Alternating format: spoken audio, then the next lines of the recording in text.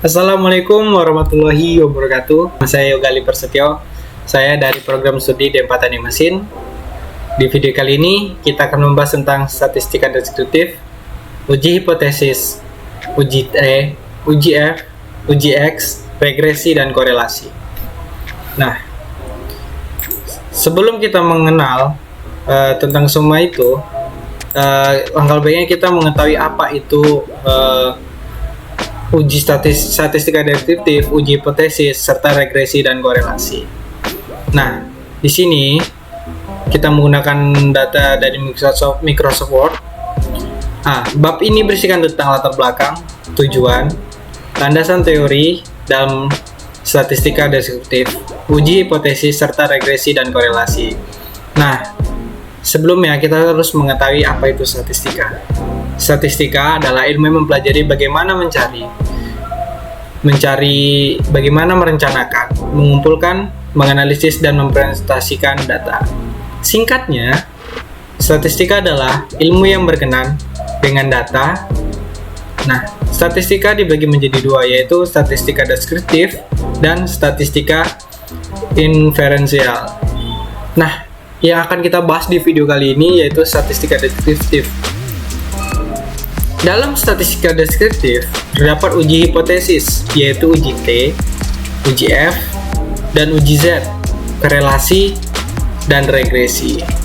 Nah, tujuan video ini adalah dapat mengelola data dengan menganalisis statistika deskriptif, yaitu uji hipotesis, regresi, dan korelasi, dan termasuk juga bagaimana mengelola data menggunakan standar deviasi serta varian, dan dapat mencari median, modus dari data yang akan kita buat. Yang kedua, dapat menjadikan data dalam bentuk tabel dan grafik. Yang ketiga, dapat mengelola data dengan menggunakan Microsoft Excel. Nah, yang keempat, untuk memenuhi, dan yang keempat ini tujuan yang paling utama, untuk memenuhi laporan akhir semester sebagai pengganti ujian akhir semester. Nah, di sini kita ada landasan teori. Nah, yang sebelumnya tadi kita sudah membahas, di sini kita hanya akan membahas tentang statistika deskriptif. Sebelum kita melanjut ke tentang statistika deskriptif, sebelum itu sebaiknya kita harus tahu apa itu statistika deskriptif. Statistika deskriptif adalah bagian dari statistika yang membahas cara pengumpulan dan penyajian data sehingga mudah untuk dipahami dan memberikan informasi yang berguna. Dengan statistika deskriptif, kumpulan data bisa tersaji dengan ringkas dan rapi, serta mampu memberikan informasi inti dari kumpulan data yang ada. Informasi yang diperoleh dari statistika deskriptif ini antara lain ukuran pemusatan data, ukuran penyebaran data, serta kecenderungan suatu gugus data. Statistika deskriptif hanya terbatas pada penyajian data untuk tabel, diagram, grafik, dan besaran lain.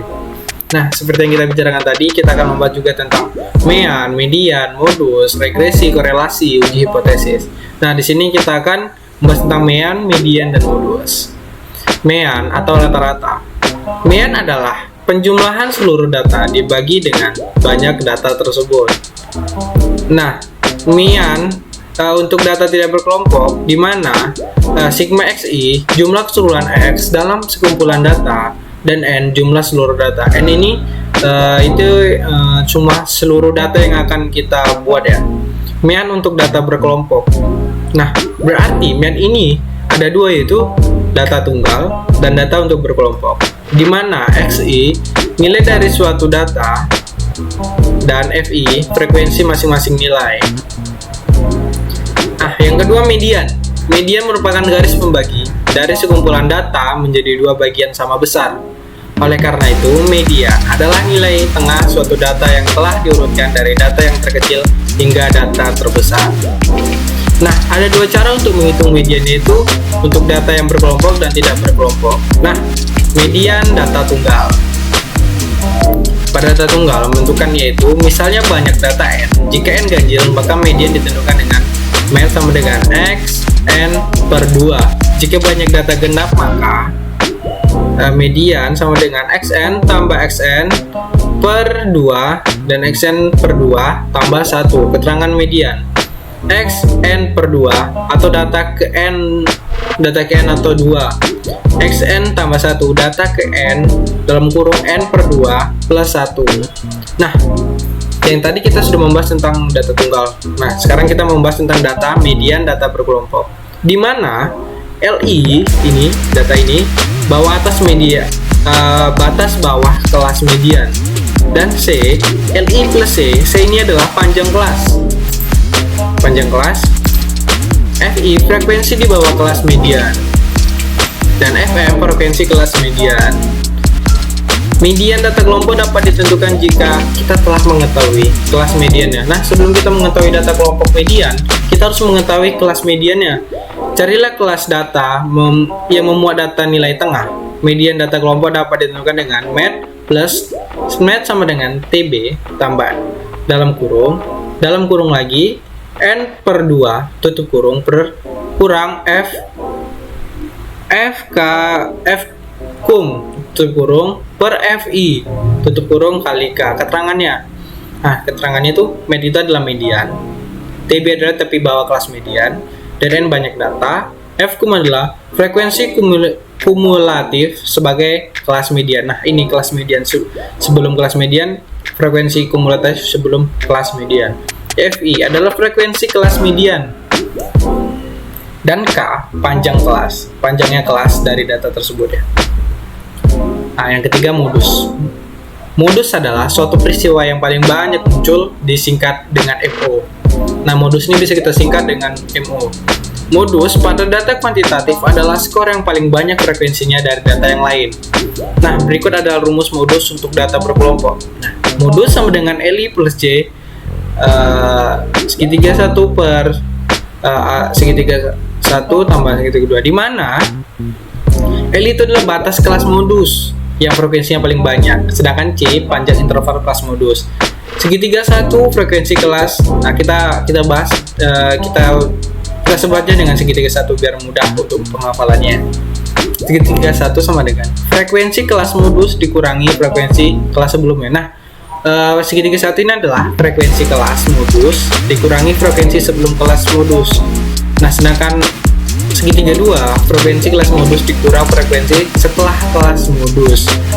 Pada data berkelompok, modus dapat ditentukan dengan MO sama dengan TB plus dalam kurung D1 per dalam kurung D1 plus D2 dalam kurung tutup kurung dan tutup kurung dikali dengan K.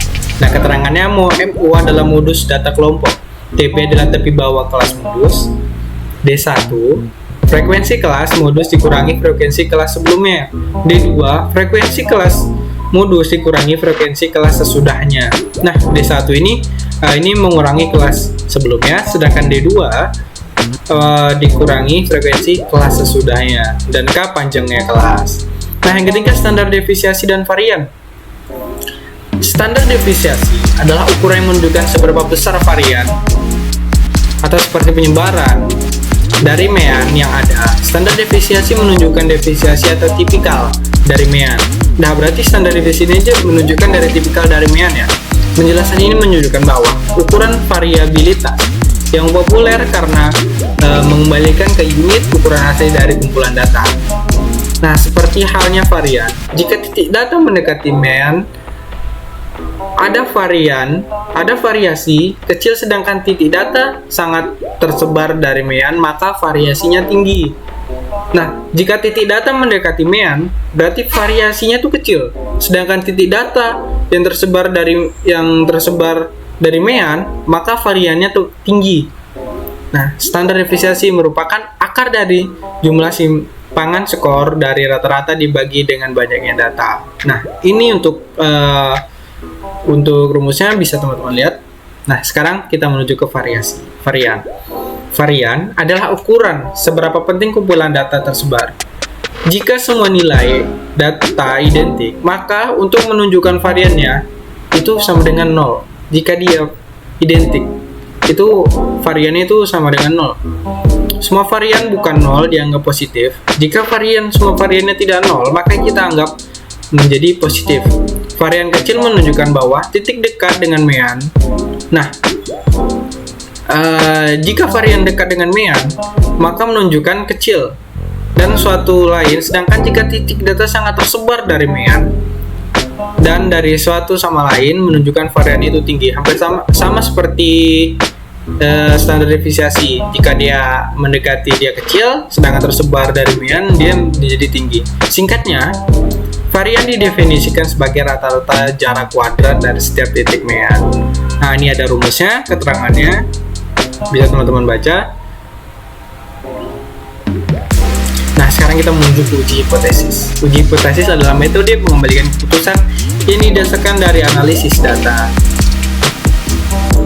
Nah, di uji hipotesis itu ada uji T, uji E, uji Z, dan uji F ya. Nah, di sini kita akan membahas tentang uji T terlebih dahulu. Uji T adalah jenis pengujian statistika untuk mengetahui apakah ada perbedaan dari nilai yang diperkirakan dengan nilai-nilai hasil yang diperhitungkan statistika. Uji F dikenal dengan uji serentak atau uji mode atau uji ANOVA, yaitu uji yang melihat bagaimanakah pengaruh semua variabel bebasnya secara bersama-sama terhadap variabel terikatnya. Dan uji Z adalah suatu uji statistika yang pengujian hipotesisnya diganti dengan distribusi normal. Nah, sekarang kita akan menuju dengan korelasi dan regresi. Korelasi merupakan teknik analisis yang melihat kecenderungan pola dalam suatu variabel berdasarkan kecenderungan pola dalam variabel yang lain. Maksud dari ini, ketika suatu variabel memiliki kecenderungan untuk naik, maka kita melihat kecenderungan dalam variabel yang lain apakah juga naik. Jika variabel lain naik, kita akan melihat kecenderungan dari variabel lain apakah juga naik gitu. Turun atau tidak menentu. Jika kecenderungan dalam suatu variabel selalu diikuti oleh kecenderungan variabel lain, kita dapat mengatakan bahwa kedua variabel ini memiliki kecenderungan hubungan atau korelasi. Nah, korelasi juga ada beberapa bagian, yaitu korelasi linier dan analisis korelasi sederhana. Nah, korelasi linier, apa itu korelasi linier? Angka yang digunakan untuk menggambarkan derajat hubungan ini disebut koefisien korelasi dengan lambat f(r(x). Teknik yang paling sering digunakan untuk menghitung koefisien korelasi selama ini adalah teknik korelasi produk moment person.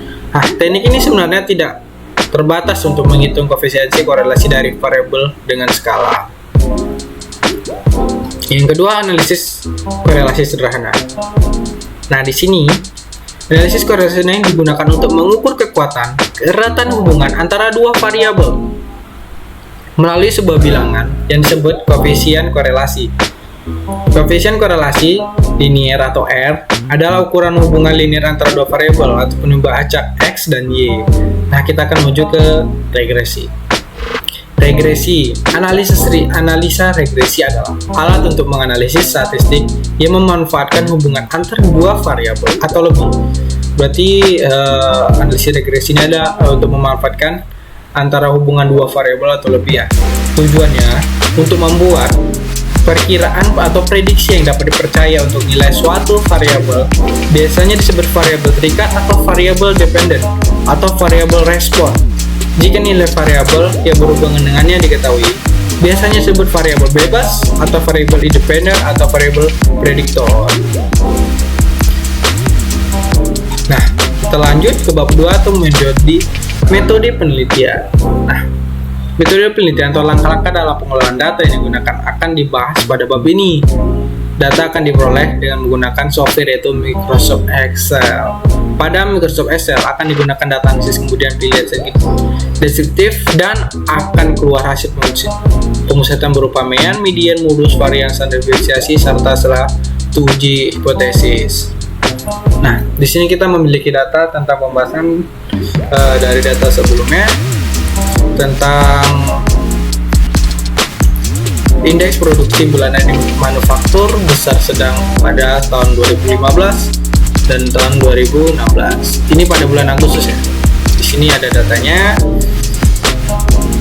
Nah, di sini pengolahan data menggunakan, di sini kita bisa menggunakan deskriptif pengolahan statistika deskriptif.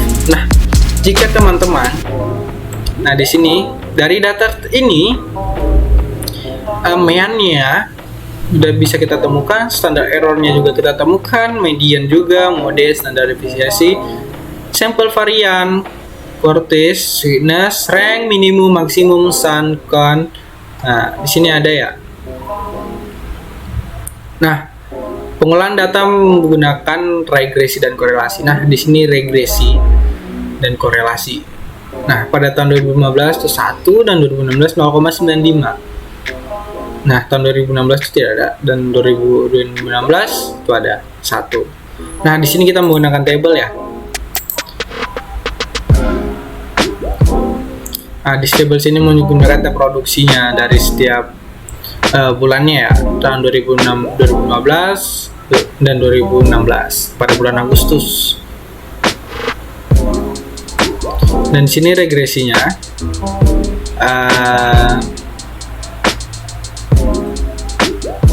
nah, di sini kita menggunakan uji hipotesis F.